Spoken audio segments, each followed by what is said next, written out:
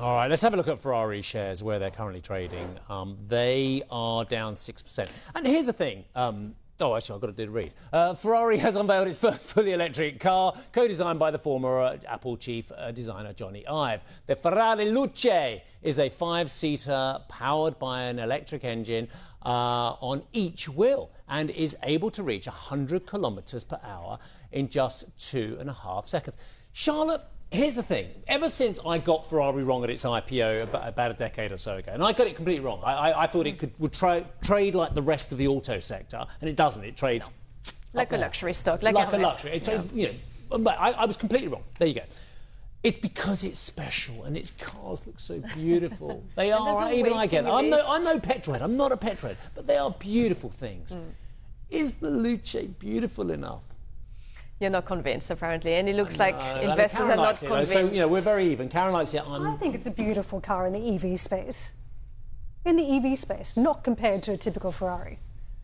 But that depends. If you're buying an EV, your choice looks like this. It's more limited. It is, exactly. Yeah. This is the point. And look, they said they want to win new customers with this car. They $640,000. They're not a lot of new ones. Yeah, That's the same clientele. Exactly. When you're going to, and that is the key. Is if you're going to spend more than €500,000 in a car, you probably want people to know that you have a Ferrari.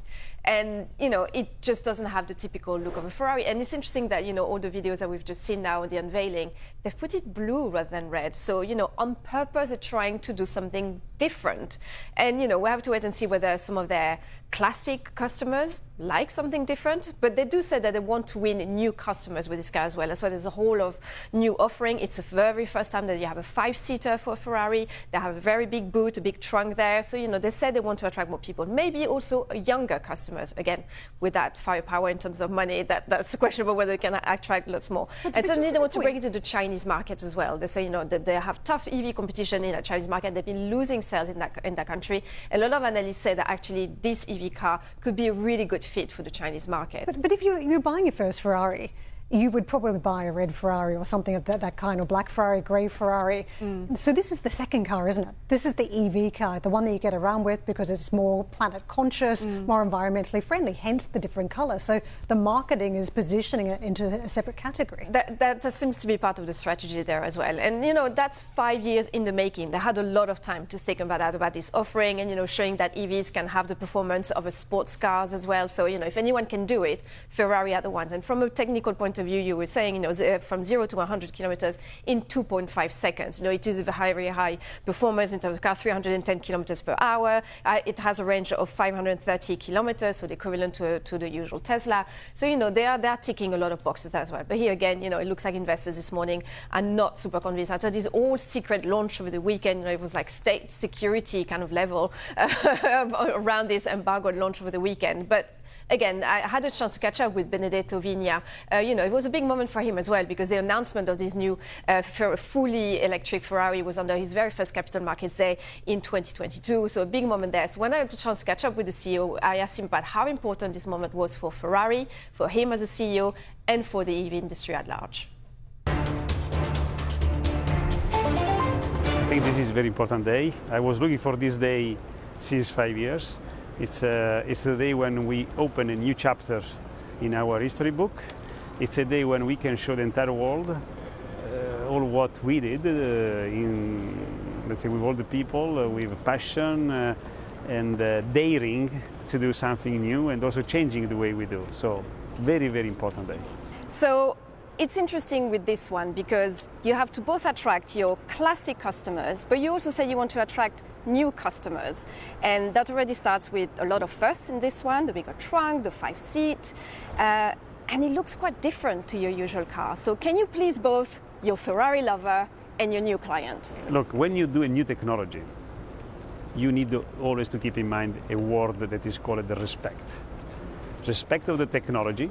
Because when you have a new technology, you need to make sure that that technology is properly represented in the design. So the design must be different. You have to respect the different needs, the different wishes of the clients. So we will have clients, already existing clients that will take it, and some clients that are not clients today, some people that will not clients today that will get in our community. and then respect also for the work of the people. So yes, I mean, there will be people, existing client, that will take it, and then will be new client that will be part of the community because of Ferrari Luce.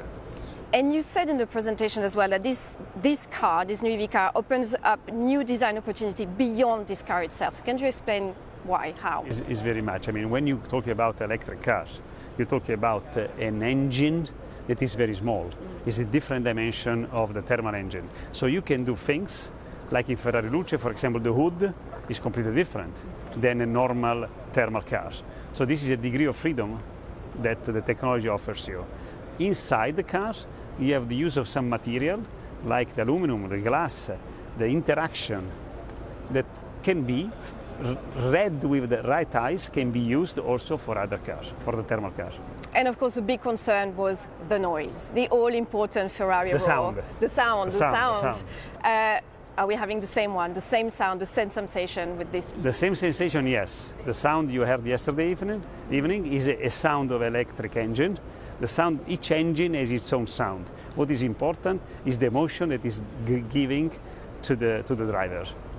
And of course, there's a very interesting collab with this car is with Sir Johnny Ive and Love From. How important was it to bring in this external look, to bring something new to Ferrari? Look, we in Ferrari always believe in the value of open innovation. In the past, our founder was working with Carrozzieri, the coach builder, let's say, to do something new. Today, open innovation continues to be an important dimension, and if you want to do something new, you have always to work with different people that help you to see the reality with different eyes from different point of view. So it has been a fantastic journey together that brought us to this beautiful car that we did together. And so the car will start at just above €500,000. You invested a lot of money in this project, and you said more than 60 patents coming through. And yet we know that margins are lower on EV cars. So are you going to actually make money with this car? It's a bit of a concern from some investors. Are you going to make money? Look, first of all, I like your point. We invest a lot of money. We invest the right amount of money. We are focused, we are disciplined. We use the capex in the right way. I think that we invest the right amount of money, and this initiative, this business initiative, is in line with the profitability that we have also for other initiatives in the same range. So when we use capex and use opex, we use wisely. And that was Benedetto Vigna, the CEO of Ferrari, on the launch of the new Luce, so the full electric car. Of course, this launch comes at a time where there are a lot of questions around EV and EV demand. We know a lot of manufacturers have kind of reduced their ambition when it comes to this. Ferrari themselves as well, they reduced their EV offering in their portfolio. It was supposed to be 40%, they reduced it to 20% last year. So, they're adjusting to an evolving demand, even though we saw an uptick since the beginning of the war in Iran. But, so uncertainty around this, uncertainty around the Middle East, that we know Middle East customers incredibly important for Ferrari. It's very, very highly personalized, highly high-end, and we know personalization makes a big chunk of the profit for Ferrari. So, they say for the moment it's business as usual for them. They haven't seen any cancellation. They say no problem for them on that front, despite the war in Iran. And tariffs in the US being an important market. The threat from President Trump of increasing them to 25%, he said, look, we're ready for it if these tariffs come through. They increased prices last year with the first batch of tariffs. So they say for them, things are normal. But interesting to see the reaction. They opened this morning, shares down 6%. Investors seems to be not impressed by this new offering. So here's the thing from a share point of view. Again, this is all above my pay grade, whether you'd go for a Ferrari, a Bugatti, or Rolls-Royce. Because I think they're all kind of in the same echelon. As much as Ferrari, some people might think a top-end Lamborghini or Bugatti is better than Ferrari. But anyway, that's not my thing. But let's just say that Rolls-Royce, Bugatti, Lamborghini, we're talking top, yeah? With Ferrari. From a shareholder point of view, if you want exposure to the other three brands, it's a lot cheaper than buying a Ferrari. Now, admittedly, they come with a lot of baggage. I'm not denying that. But they also come with a lot of ability to buy cheaper EVs if that's where we're all going.